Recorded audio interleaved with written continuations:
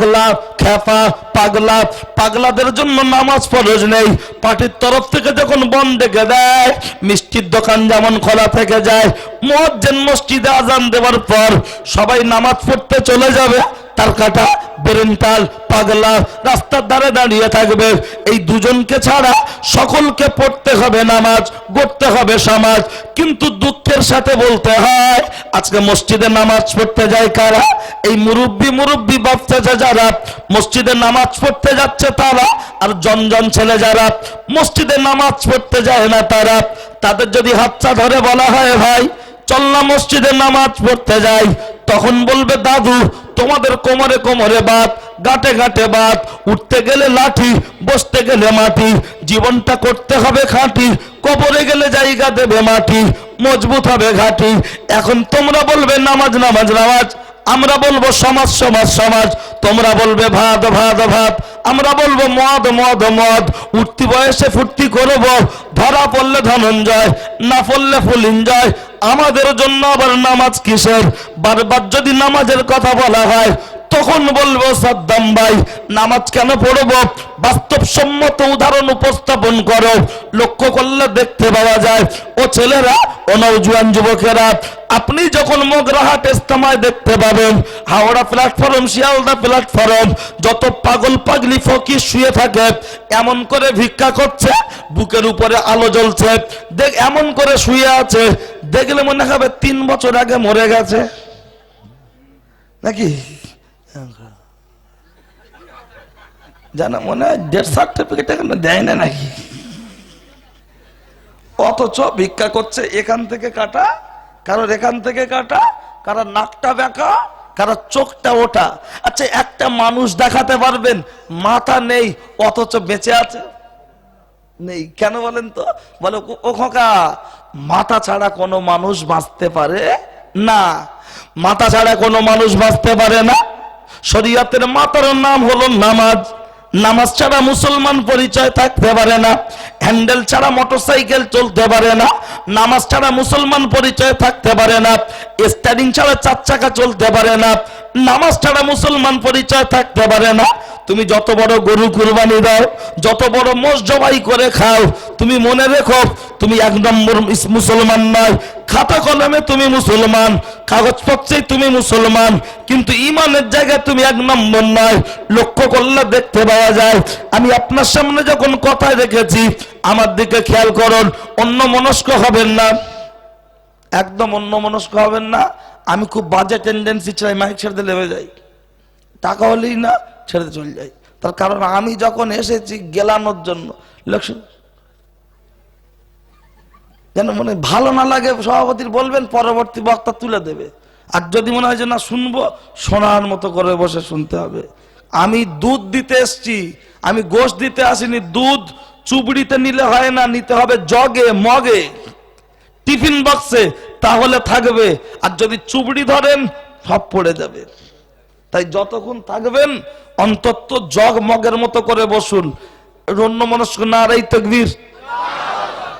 এই আওয়াজে দিলীপ ঘোষ এমনি হুমকি দেয়, নার্সি করতে দেবে। একটু আওয়াজটা আওয়াজের মতো দেবেন। আওয়াজ দিয়েছিল আমাদের বোন মুস্কান। কে? মুস্কান, কর্ণাটকে। এক আওয়াজে গোটা পৃথিবী স্তব্ধ। আর আমরা 40 জন বলছি আল্লাহু আকবার, যেন মনে এক্ষুনি করোনা থেকে উঠেছি, যেন জোরে বললি গন্ডগোল। 50 থেকে 60 জন যুবক। আমি এটা একটু লেটে বলবো, ওই বন্ধন গুরু বলুন টানবো, তার সাথেই মুস্কানের কথা ঢোকাবো, ওই জন্য এটা একটু লেটে দিতে চাইছি। আগে ডালগুলো দিয়ে দিই, মাছ তরকারি দিই, গোশটা শেষের দিকে দেবো। আর মাঝে মধ্যে তাকবীর দেওয়া হবে, এটা আমার অভ্যাস। যদি বলেন কেন, যখন নাইটে কাজ হয়, কারখানা ঘন ঘন লাল চা দেয় না, দেয় না? মাঠে কাজ করলে বিড়ি দেয়, আর বিড়ি যখন দেয় দেখবেন পকেটে থাকে, ধরনা এরকম করে। আজকে দেখবো শয়তানকে হারিয়ে মাকে কতজন জিতিয়ে দেয়। মাকে ভালোবাসতে ভিডিওতে লাইক করে চ্যানেলকে সাবস্ক্রাইব করো। আর যদি আপনি আপনার মাকে না ভালোবাসেন, তাহলে কমেন্ট করে শয়তানকে জিতিয়ে দেবেন। ও কাকা পাক দিচ্ছ কেন? বলে বিড়ি যদি কড়কড় কড়কড় কড়কড় করে, মনে হবে প্রতি টানে আমে জানে। তাই পাক দিয়ে দেখেছি, হাফ এরকম করে, এরকম করে ফুঁক দিয়ে হাফ ভেঙে দেয়, হাফ টানে। তা আমি দেখেছি বিড়ির 25টা লোকের কাজ করে, 2-3টে বলছি জলছে না, বসে থাকে করে। তার মানে ওর কাছে বিড়ি নেই, আগুন আছে। ওই বিড়ি খেলে নাকি ঘুম আসে, আবার ওই বিড়ি খেলে নাকি ঘুম ছাড়ে। ভাত খাওয়ার পরে এক টান মারলে নাকি হজম শক্তি ভালো হয়, আর সকালবেলা ঘুম থেকে উঠে পায়খানায় গিয়ে আর এক টান মারলে পায়খানা ক্লিয়ার হয়। আর বলবো না এই প্রয়োজন। আচ্ছা বলুন, বিড়িতে যদি এত গুণাগুণ থাকে, ভাত, ডাব, কচি ডাব খেলে শরীর ঠান্ডা হয়, আখের রস খেলে শরীর ঠান্ডা হয়, আচ্ছা যদি সবে যদি গুণাগুণ থাকে, আল্লাহু আকবার, আল্লাহু আকবার, এই যে ডাকবো, এই ডাকের মধ্যেও গুণাগুণ আছে না নাই? তাহলে আমরা এত বলছি আল্লাহু আকবার, আল্লাহু আকবার, জোরে বললেই যে আল্লাহ শুনতে পায় তা নয়।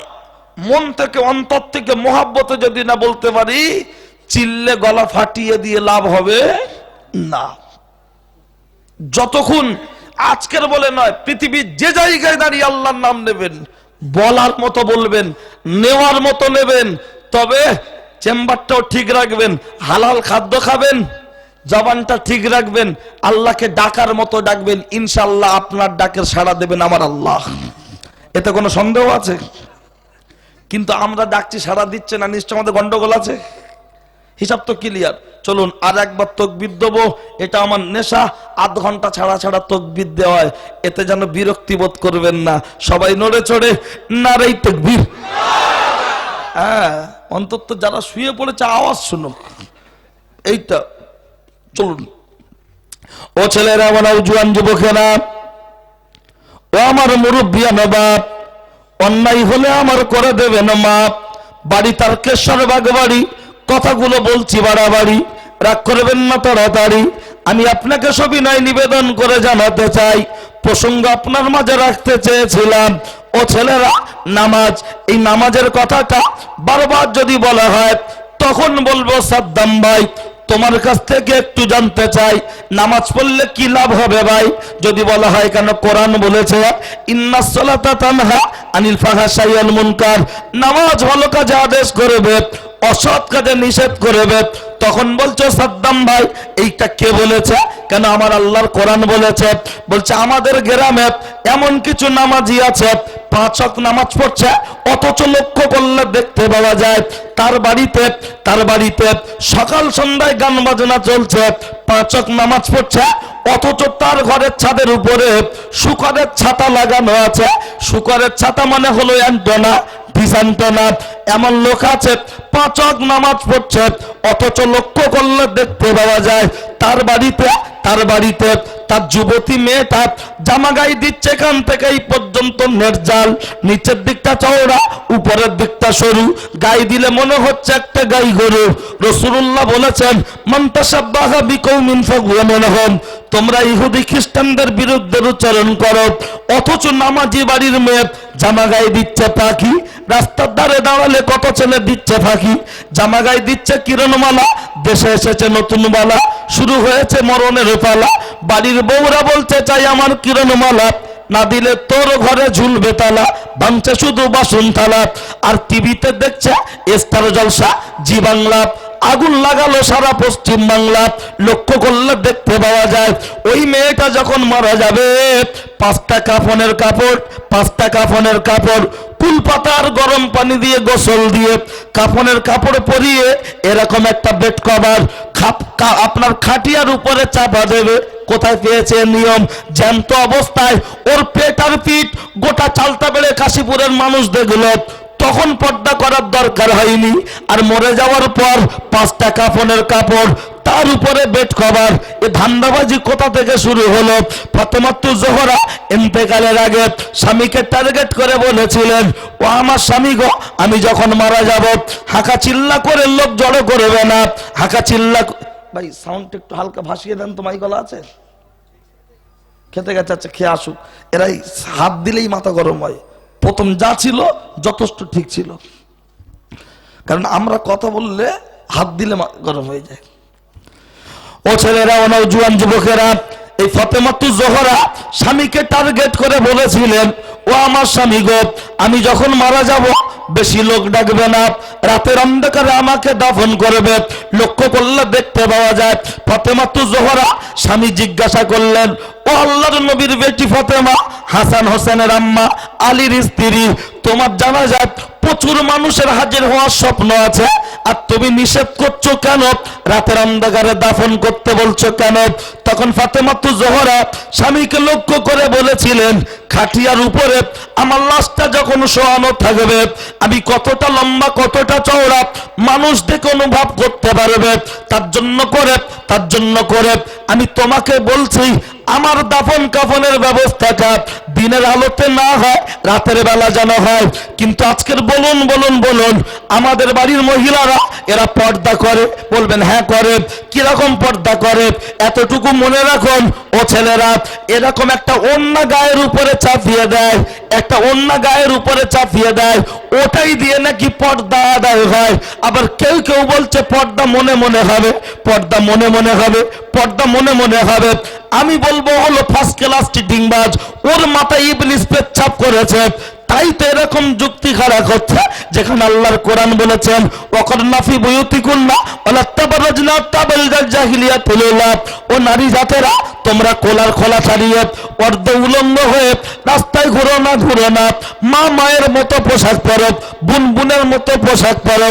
কিন্তু দুঃখের সাথে বলতে হয় আজকের দিনেতে আমাদের বাড়ির নারী দেখলে মনে হবে নারী, নারী অবলা, বোঝে না দুবেলা। তাই তো রাস্তায় বেরিয়ে লাগিয়েছে ঝামেলা।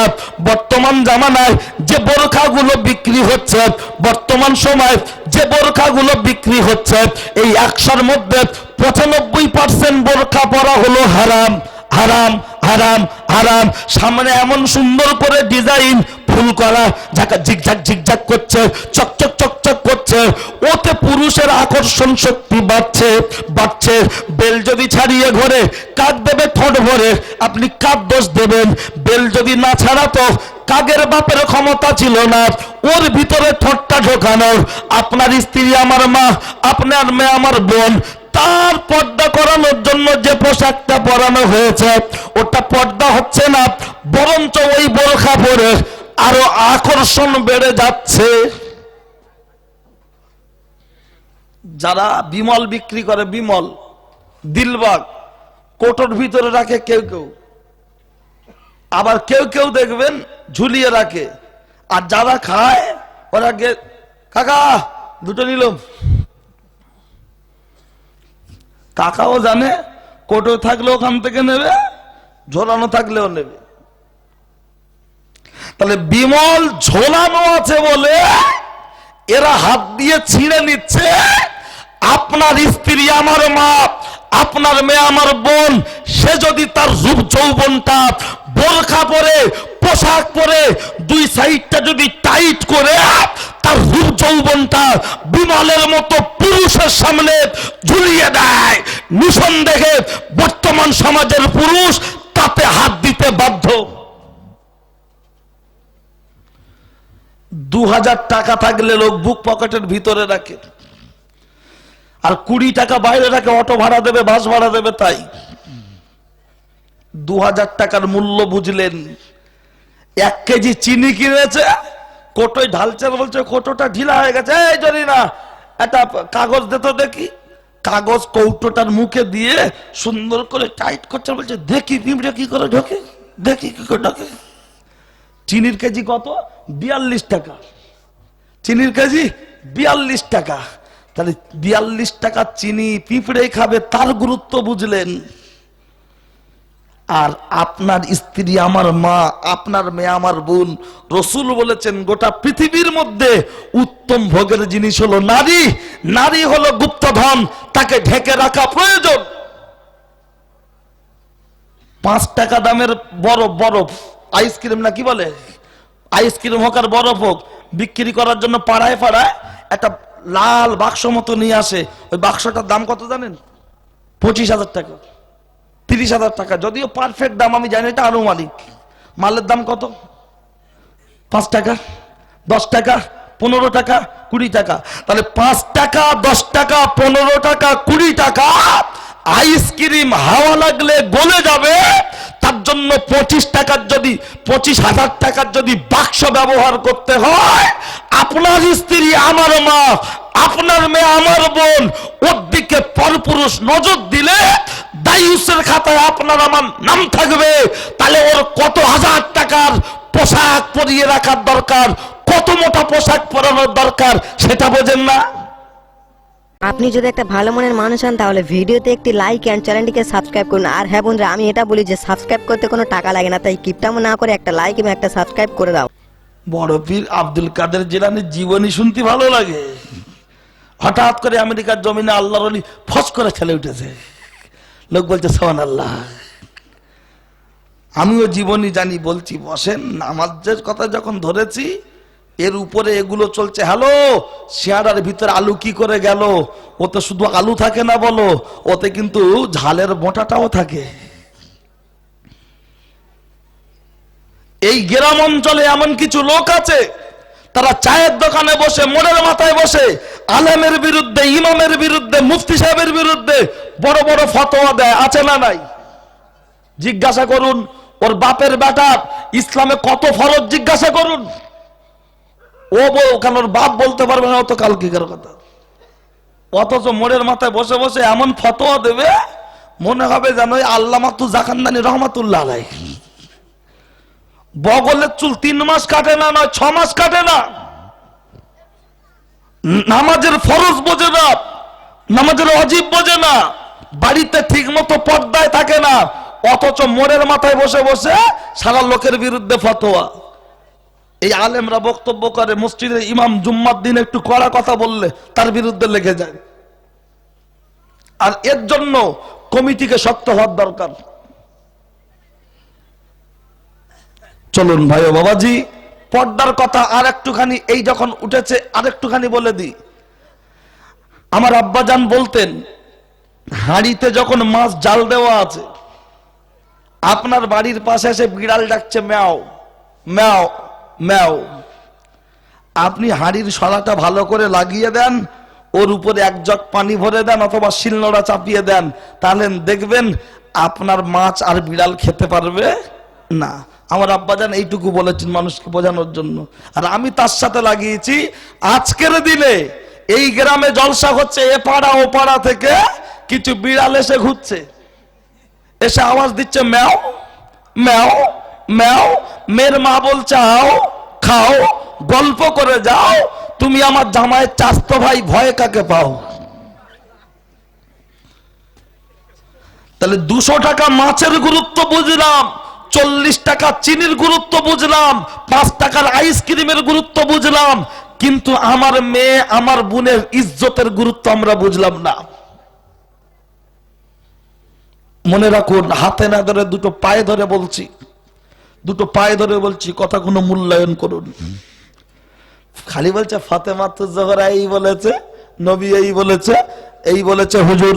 আরে অবশ্যই আছে ফাতেমাতুজ জোহরার, যদি বলে দিনের বেলা আমাকে দাফন নয় রাতে কেন? মহিলাদের জন্য টাইট পোশাক হারাম। আজকের যত টেলার্সের দোকান খবর নেন, বোরকা এই 2 সাইডে দড়ি লাগানো আছে, দড়ি এই সাইডে দড়ি, গাতে টাইট হলে টাইট করে দাও। তাহলে বোরকা পরানো হচ্ছে খেলা করানোর জন্য। ব্লাউজ কিনে দেবো আমি, ও বাড়ি এনে দেখলি বলো তোমার চোখে একটা কালার, আমি পড়লি বুড়ি বুড়ি লাগবে না? আর যেই দোকানদার বলেছে ভাবি এইটা লাও, তোমার দেবশ্রী মতো লাগবে, ও তখন মনে মনে খুব হাসছে। স্বামী জিজ্ঞাসা করছে, হারা পাগলি এত হাসছি কেন? বলছে তুমি আমার পাগলি বলো, আরে বাবলু দোকানদার বলেছে আমি নাকি নায়িকার মতো দেখতে। তাহলে দোকানদার নায়িকা বলে তুলে দিয়েছে, ও তাতে খুশি, আর স্বামী একটা কালার পছন্দ করে এনেছে, ও তাতে খুশি নয়। অথচ মারা গেলি 5টা কাপড়ের কাপড়, ওরে ওর পেট পিঠের দিকে লোক যা নজর দিয়েছে, ও বাথরুম পরিষ্কার করা অ্যাসিড দিয়ে ধোয়ার দরকার। জ্যান্ত অবস্থায় ঘুরে বেড়াচ্ছে, রাস্তায় মনে হয় যেন 407 লরি, আর মরণের পর 5টা কাফনের গাড়ি। আগেকার মায়েদের পেট থেকে কোরআনের হাফেজ জন্ম নিয়েছে। কথার কথা আপনারা শুনেছেন, আমরাও পড়েছি। বড় পীর সাহেব মায়ের পেট থেকে কপারা হাফেজ হয়েছিল। জি 17, 18, আচ্ছা যাও একটা হয়েছে, কথাটা ভুল, মায়ের পেট থেকে নয়। আসলে বক্তারা ক্যাসেট শুনে ওয়াজ করে তো অনেক বক্তা, যার জন্য ভুল। দোলনা থেকে। কোথা থেকে? দোলনা থেকে। দোলনা থেকে হাফেজ হয়েছেন। যতটুকু শুনেছিলেন 17 হোক, 15 হোক আর 18 হোক, শুনে মুখস্থ করেছেন, আল্লাহ মুখস্থ করিয়েছেন। তাহলে এর দ্বারাই বোঝা যায় বাচ্চা যখন দোলনায় শোয়ানো থাকে